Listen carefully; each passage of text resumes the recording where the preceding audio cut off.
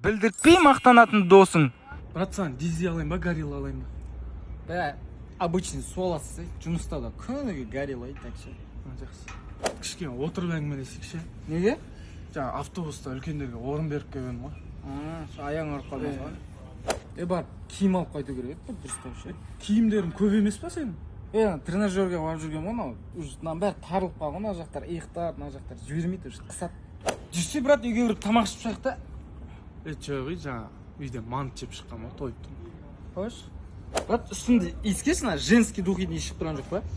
Жоқ, қатты шығып тұрған жоқ. Айжанмен кездескен ғой ше, просто жабысып құшақтап алған ғой, сынып қалып майып жатқан ғой.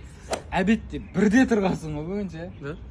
Мен осы білмеймін өзім. Таңғы 5-терде ұйықтасам да бір 7-8-де тұрып ала беремін өзім. Автоматически тұрып кете беремін. Брат, саған теңге берсем доллар қылып бере аласың ба маған? Жоқ, доллар жоқ қой менде. Доллар ұстамайсыңдар сендер.